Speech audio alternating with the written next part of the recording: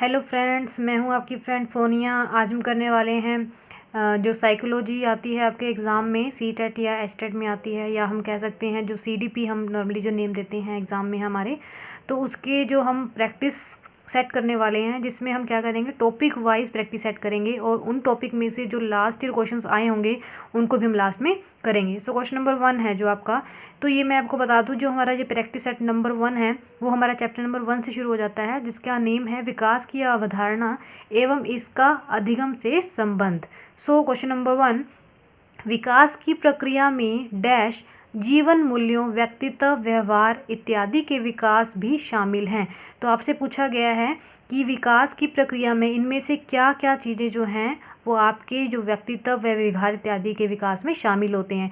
तो पहली बात कर रहा है वह दृष्टिकोणों की, दूसरी बात करता है स्वभाव, रुचियों और आदतों। तो अगर हम बात करें तो ये सारी की सारी चीज़ें ही हमारे जो विकास में क्या कहते हैं शामिल होती हैं। तो ऑप्शन क्या आ जाएगा आपका, ऑप्शन नंबर 4 इसका करेक्ट आंसर हो जाएगा।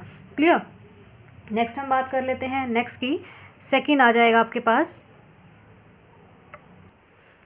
नेक्स्ट हम बात कर लेते हैं क्वेश्चन नंबर 2 की, बाल विकास के अध्ययन में निम्नलिखित में से किन बातों को शामिल किया जाता है। यानी कि जो नीचे आपके पास यहाँ पे नंबर्स ये टर्म्स दी हुई हैं, आपको बताना है कि बाल विकास में इनमें से किन चीज़ों को शामिल किया जाता है।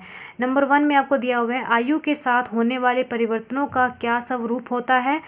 सेकंड, बालक में होने वाले परिवर्तनों का विशेष आयु के साथ क्या संबंध होता है। तीसरा आता है बालकों में पाई जाने वाली व्यक्तिगत विभिन्नताओं के लिए किस प्रकार के अनुवांशिक एवं परिवेशजन्य प्रभाव उत्तरदायी होते हैं। तो देखा जाए तो ये सारी की सारी ही चीज़ें जो हैं हमारे विकास के अध्ययन में क्या करती है, हमें हेल्प करती हैं, शामिल होते हैं। तो ये ऑप्शन नंबर इसका क्या हो जाएगा, 4 करेक्ट हो जाएगा। क्लियर। नाउ हम मूव करते हैं इसके क्वेश्चन नंबर 3 की तरफ। क्वेश्चन नंबर 3 में आपको दिखाई दे रहा होगा, आप अपनी कक्षा में से कुछ छात्रों को चुनकर 6 महीने में उनमें होने वाले विकास की एक रिपोर्ट तैयार करना चाहते हैं। तो इसके लिए आप निम्न में से क्या चुनेंगे। अब देखो, आप रिपोर्ट बनाना चाहते हैं तो पूछा गया है क्या चुनेंगे। नंबर 1, प्रत्येक माह उनकी लंबाई मापेंगे। सेकंड, प्रत्येक माह उनका वजन तोलेंगे। अब देखो, इन चीज़ों का तो कोई मीनिंग नहीं बनता। अगर आपने किसी बच्चे के बारे में जानना है तो 6 महीने की रिपोर्ट की बात कर रहा है, ठीक है। तो नेक्स्ट आता है प्रत्येक माह उनकी रुचियों, आदतों, दृष्टिकोणों, स्वभाव, व्यक्तिगत व्यवहार आदि में होने वाले परिवर्तनों की जांच करेंगे, या प्रत्येक माह उनके शारीरिक आकार में होने वाले परिवर्तनों की जांच करेंगी। तो जब हम बात कर रहे हैं किसी की रिपोर्ट बनाने की बात कर रहे हैं, उनके विकास की रिपोर्ट की बात कर रहे हैं, तो विकास की जब बात होती है तो लंबाई या वजन से कोई मतलब नहीं होता विकास का। हमें बात वो जो लंबाई और जो वजन की बात होती है वो वृद्धि में होती है। तो हम क्या करेंगे, ऑप्शन नंबर 3 के साथ जाएंगे, जिसमें लिखा है प्रत्येक माह उनकी रुचियों, आदतों, दृष्टिकोणों, स्वभाव, व्यक्तित्व, व्यवहार आदि में होने वाले परिवर्तनों की जांच करेंगे। नेक्स्ट हम मूव करते हैं क्वेश्चन नंबर 4 की तरफ। निम्नलिखित में से कौन सा कथन सत्य है, ये आपको बताना है। नंबर 1 में दिया हुआ है आपको, दृष्टिकोण, भावनाएं और आदर्श संज्ञात्मक विकास के अभिन्न हिस्से हैं और भाषा विकास, मानसिक चित्रण, अवधारणाओं व तार्किकता से इनका गहरा संबंध है। तो ये तो ठीक ही लग रहा है, लेकिन हमें नेक्स्ट ऑप्शन भी रीड आउट करने हैं फर्स्ट। सेकंड है सभी बच्चों का स्वास्थ्य, शारीरिक विकास सभी प्रकार के विकास की पहली शर्त नहीं है। ऐसा तो कुछ नहीं है ना, जब बच्चे का शारीरिक विकास ही नहीं होगा, वो स्वस्थ ही नहीं होगा, तो बाकी विकास कैसे होगा। नेक्स्ट आता है मानसिक और भाषाई विकास सामाजिक विकास एवं अधिगम को अप्रत्यक्ष रूप से प्रभावित करते हैं। नहीं, जो भाषाई विकास है और जो हमारा मानसिक है विकास जो भी हो रहा है, समाज के साथ जो हमारा विकास हो रहा है, तो वो हमें प्रत्यक्ष रूप से प्रभावित करता है। तो ये भी गलत है। बालक के संतुलित विकास में उनके व्यंग्यात्मक विकास की नहीं बल्कि शारीरिक विकास की अहम भूमिका होती है। नहीं, ऐसा कुछ नहीं है। आपके शारीरिक विकास के साथ साथ आपका जो मानसिक विकास भी होना ज़रूरी है। तो ये सारे विकास आने चाहिए, संवेगात्मक विकास भी होना चाहिए। तो ये भी ऑप्शन गलत हो जाएगा। तो हम जाएंगे ऑप्शन नंबर 1 के साथ। क्या हो जाएगा, दृष्टिकोण, भावनाएं और आदर्श संज्ञात्मक विकास के अभिन्न हिस्से हैं और भाषा विकास, मानसिक चित्रण, अवधारणाओं व तार्किकता से इनका गहरा संबंध है। अब हम जाते हैं क्वेश्चन नंबर 5 की तरफ। किसके परिणाम स्वरूप बालक अपने निरंतर बदलते हुए वातावरण में ठीक प्रकार समायोजन करने में सक्षम हो पाता है। सर्वाधिक उपयुक्त विकल्प का चयन करना है अपने, ठीक है। तो कहते हैं किस निरंतर बदलते हुए वातावरण में ठीक प्रकार समायोजन करने में सक्षम हो जाता है। तो पहला आता है संज्ञात्मक विकास, शारीरिक विकास, भाषाई विकास या संवेगात्मक विकास? तो आपका आंसर हो जाएगा ऑप्शन नंबर 1 संज्ञात्मक विकास। क्वेश्चन नंबर 6, मानव का विकास निम्न में से किस पर निर्भर होता है? उसकी वृद्धि पर, उसके वातावरण पर, उसकी बुद्धि पर, उसकी वृद्धि तथा वातावरण से मिलने वाली परिपक्वता पर? तो ऑप्शन नंबर 4 करेक्ट हो जाएगा, उसकी वृद्धि तथा वातावरण से मिलने वाली परिपक्वता पर। क्लियर। क्वेश्चन नंबर 7, कौन सी पाठ्यचर्या सर्वाधिक उपयुक्त होती है? आपको बताना है कि इनमें से कौन सी पाठ्यचर्या है जो सर्वाधिक उपयुक्त है। तो ऑप्शन नंबर 1 बालक के शारीरिक व मानसिक विकास के अंतर संबंधों के अनुकूल, दूसरा है देश की सभ्यता संस्कृति के अनुकूल, बालक के शारीरिक एवं सामाजिक विकास के अंतर संबंधों के अनुकूल, या उपरोक्त में से कोई नहीं। तो बालक के शारीरिक व मानसिक विकास के अंतर संबंधों के अनुकूल होनी चाहिए आपकी पाठ्यचर्या। नेक्स्ट आता है क्वेश्चन नंबर 8, निम्नलिखित में से कौन सा विकास छोटे बच्चों में मानसिक व संज्ञात्मक विकास में सर्वाधिक मददगार होता है? आपसे पूछा गया है कि इनमें से कौन सा विकास जो छोटे बच्चों के मानसिक व संज्ञात्मक विकास में सर्वाधिक मददगार होता है? तो जो छोटे बच्चों का शारीरिक विकास, इसका ऑप्शन नंबर 2 करेक्ट हो जाएगा। नेक्स्ट हम बात करते हैं क्वेश्चन नंबर 9 की। जब किशोर में किसी वस्तु, समस्या या परिस्थिति के लिए निजी स्तर पर निर्णय लेने की क्षमता का विकास परिपक्व होने लगता है तो इस विकास को कहते हैं? पहला है भाषाई विकास, संज्ञात्मक विकास, सामाजिक विकास, मनोगत्यात्मक विकास। तो इसका ऑप्शन नंबर 2 करेक्ट हो जाएगा। तो ये क्या होगा? संज्ञात्मक विकास होगा। क्वेश्चन नंबर 10, बालक का संवेगात्मक विकास निम्नलिखित में से किसे प्रभावित करता है? तो बालक का उसके शारीरिक विकास, उसके सामाजिक विकास को, उसके नैतिक विकास को। तो उपरोक्त सभी किसका आ जाएगा? तो केवल बी, यानी कि जो बालक का संवेगात्मक विकास है वो शारीरिक, सामाजिक और नैतिक तीनों को ही प्रभावित करता है। तो ऑप्शन नंबर 4 क्या हो जाएगा? इसका करेक्ट हो जाएगा। क्वेश्चन नंबर 11, निम्नलिखित में से कौन सा बालक के सामाजिक विकास को प्रभावित नहीं करता है? तो कौन सा है जो बालक के सामाजिक विकास को प्रभावित नहीं करता है? बुद्धि, तर्क शक्ति, भाषा प्रयोग की क्षमता, उपरोक्त में से कोई नहीं।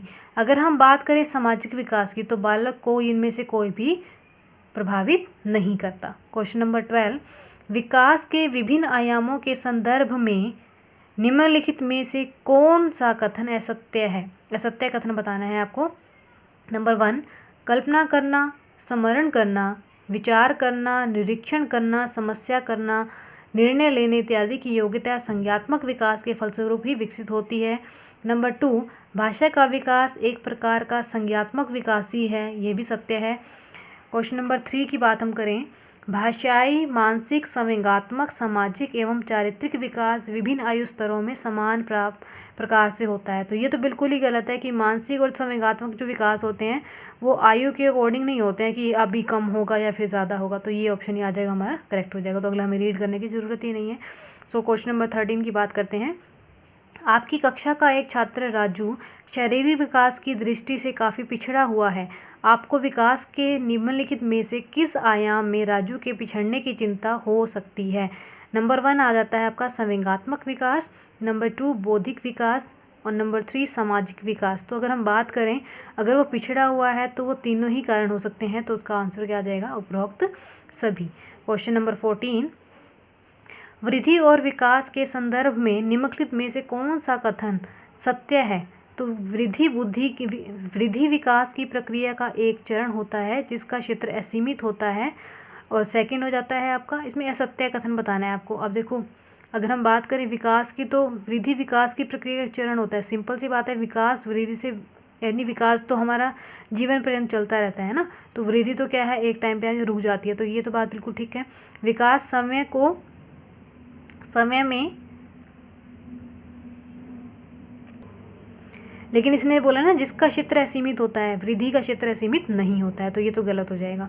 विकास समय में एक विस्तृत अर्थ रखता है एवं वृद्धि इसका एक भाग होता है। तो ये करेक्ट हो जाएगा। विकास एक सतत प्रक्रिया है जो बालक के परिपक्व होने के बाद भी चलती रहती है। तो ये भी ऑप्शन करेक्ट हो जाएगा।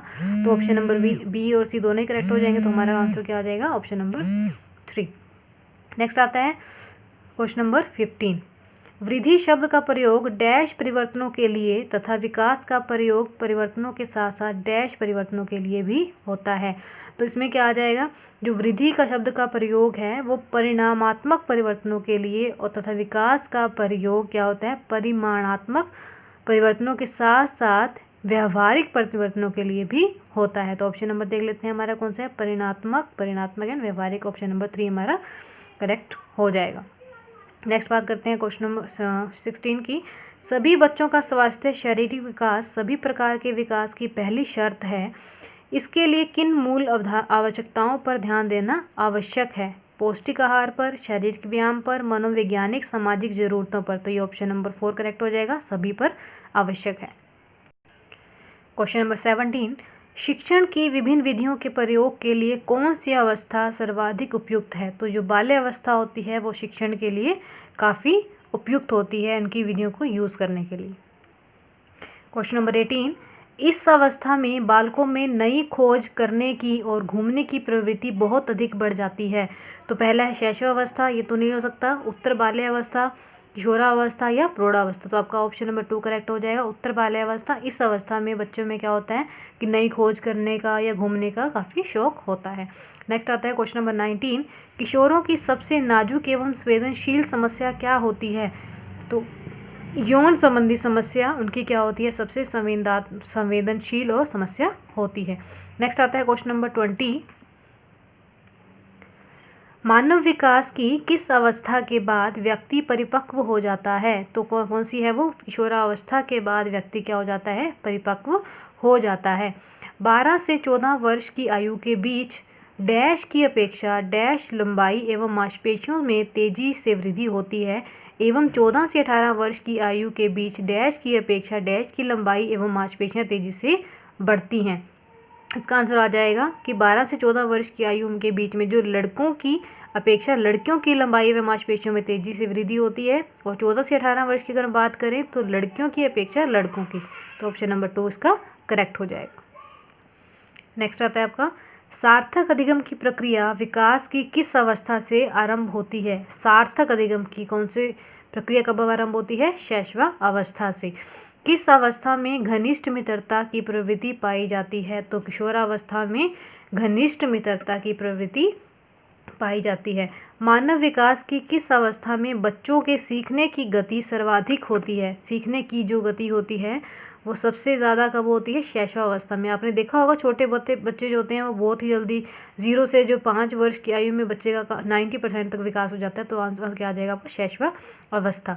नेक्स्ट आता है क्वेश्चन नंबर 25, शिक्षा मनोविज्ञान में डैश अवस्थाओं में होने वाले मानव विकास का अध्ययन किया जाता है। जो शिक्षा मनोविज्ञान में शैशवावस्था, बाल्यावस्था, किशोरावस्था, वयस्कावस्था, जो शिक्षा मनोविज्ञान में इन तीनों अवस्थाओं का क्या किया जाता है? अध्ययन किया जाता है। नेक्स्ट आता है क्वेश्चन नंबर 26।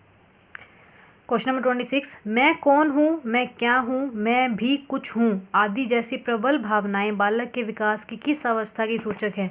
तो इस तरीके की जब भी कोई क्वेश्चन आता है, जैसे क्वेश्चन आता है नाजुक व संवेदनशील समस्या किनकी है, तूफान की अवस्था कौन सी है, या फिर इस तरीके से कोई क्वेश्चन आता है तो उसका आंसर हमेशा क्या होगा? किशोरावस्था। बाल विकास के विभिन्न आयाम एवं इनके अधिगम के संबंध के संदर्भ में निम्नलिखित में से कौन सा कथन असत्य है? विकास के विभिन्न आयामों का आपस में घनिष्ठ संबंध है एवं ये अधिगम को प्रभावित करते हैं। दूसरा आ जाता है बालकों का विकास एवं अधिगम एक निरंतर चलने वाली प्रक्रिया है, ये भी बिल्कुल सही है। शारीरिक विकास विशेषकर छोटे बच्चों में मानसिक व संज्ञात्मक विकास में मददगार है, ये भी बिल्कुल ठीक है। तो आंसर क्या हो जाएगा उपरोक्त में से? इसमें क्या पूछा गया था आपसे? असत्य पूछा गया, तो सारे करेक्ट है। तो ऑप्शन नंबर 4 क्या हो जाएगा? आपका आंसर आ जाएगा। क्लियर? सॉरी। अब हम कौन सा क्वेश्चन करने वाले हैं? इसी टॉपिक पे बेस्ड जो प्रीवियस ईयर क्वेश्चन आए हुए हैं ना वो हम करने वाले हैं। तो ये देखो, जो फर्स्ट क्वेश्चन मैं आपको 28 नंबर क्वेश्चन करवाने वाली हूँ, ये सीटेट जून 2011 में आया हुआ है। निम्नलिखित में से किस कथन को सीखने के लक्षण के रूप में नहीं माना जा सकता? तो क्या है? सीखना कुछ ऐसी चीज़ है जो कुछ अनुभवों के परिणाम स्वरूप घटित होती है। व्यवहार का अध्ययन करना सीखना है। अनअधिगम भी सीखने का एक हिस्सा है। सीखना एक प्रक्रिया है जो व्यवहार में मध्यस्थता करती है। तो क्या आ जाएगा? व्यवहार का अध्ययन करना ही सीखना है। नेक्स्ट आता है आपका क्वेश्चन नंबर 29। अवधारणाओं का विकास मुख्य रूप से डैश का हिस्सा है। ये क्वेश्चन आपका सीटेट 2011 जून 2011 में आया हुआ है। अवधारणाओं का विकास मुख्य रूप से बौद्धिक विकास का हिस्सा है। नेक्स्ट आता है क्वेश्चन नंबर 30। बच्चों के उचित विकास को सुनिश्चित करने के लिए उसका समस्त शारीरिक विकास एक महत्वपूर्ण आवश्यकता है। यह कथन नंबर 1 गलत हो सकता है क्योंकि विकास नितांत व्यक्तिगत मामला है। सही है क्योंकि विकास क्रम में शारीरिक विकास का सबसे पहले स्थान पर आता है। सही है क्योंकि शारीरिक विकास विकास के अन्य पक्षों के साथ अंतर संबंधित है। गलत है क्योंकि शारीरिक विकास विकास के अन्य पक्षों को किसी भी प्रकार से प्रभावित नहीं करता। तो ऑप्शन नंबर 3 इसका करेक्ट आंसर हो जाएगा। सही है क्योंकि शारीरिक विकास विकास के अन्य पक्षों के साथ अंतर संबंधित है। विकास शुरू होता है, ये आपका क्वेश्चन आया था सीटेट जनवरी 2012 में। उत्तर बाल्यावस्था से, प्रसर्व अवस्था से, शैशवावस्था से या पूर्व बाल्यावस्था से। तो जो विकास है वो प्रसर्व अवस्था से ही शुरू हो जाता है। Question number 32। निम्नलिखित में से कौन सा कथन विकास और अधिगम के बीच संबंध को सर्वश्रेष्ठ रूप से जोड़ता है। ये क्वेश्चन आया था आपका सीटेट सितंबर 2015 में आया था। विकास अधिगम से स्वतंत्र है, अधिगम विकास के पीछे रहता है, अधिगम और विकास समानार्थक परिभाषिक शब्द हैं, अधिगम और विकास एक जटिल तरीके से अंतर संबंधित हैं। अब जो अधिगम और विकास हैं दोनों ही अपने एक दूसरे से संबंधित हैं। नेक्स्ट है क्वेश्चन नंबर 33। विकास के बारे में निम्नलिखित में से कौन सा एक कथन सही है। तो ये सीटेट फरवरी 2016 में आया हुआ है आपका। इसमें बताना है कि कौन सा कथन सही है विकास के बारे में। विकास भिन्न व्यक्तियों में भिन्न गति से होता है, करेक्ट है। विकास जन्म से किशोरावस्था तक बहुत तीव्र गति से होता है और इसके बाद रुक जाता है, ये तो बिल्कुल ही गलत है। विकास जन्म से किशोरावस्था तक आगे की ओर बढ़ता है और पीछे की ओर, ये भी गलत है। विकास आत्मक परिवर्तन एक सीधी रेखा में आगे जाते हैं, तो ये भी आपका ऑप्शन गलत हो जाएगा। तो ऑप्शन नंबर 1 क्या आ जाएगा, करेक्ट हो जाएगा। विकास भिन्न व्यक्तियों में भिन्न गति से होता है। 34। मध्य बचपन अवधि है। मध्य बचपन की बात करें, उत्तर बाल्यावस्था की बात कर रहे हैं, तो वो 6 से 11 वर्ष हो जाती है। क्लियर। नेक्स्ट हम बात करते हैं क्वेश्चन नंबर 35 और ये आज की वीडियो का लास्ट क्वेश्चन है। विकास के सिद्धांतों के बारे में निम्नलिखित में से कौन सा कथन गलत है। नंबर 1 विकास वंशानुगता और वातावरण के बीच सतत अनैतिक क्रिया से होता है। विकास परिपक्व और अधिगम पर आधारित होता है। प्रत्येक बच्चा विकास के चरणों से गुजरता है और फिर बच्चों में व्यक्तिगत विभिन्नताएं बहुत होती हैं और विकास एक परिणामात्मक प्रक्रिया है जिसका ठीक ठाक मापन हो सकता है। हम इसको ठीक ठाक ही मापन कर सकते हैं, प्रॉपरली मापन नहीं कर सकते। तो ये जो ऑप्शन है ये गलत है, क्योंकि विकास का ये थोड़ी मतलब हुआ कि ठीक ठाक आपने मापन कर दिया किसी भी चीज़ का। तो ये ऑप्शन नंबर 4 इसका करेक्ट हो जाएगा।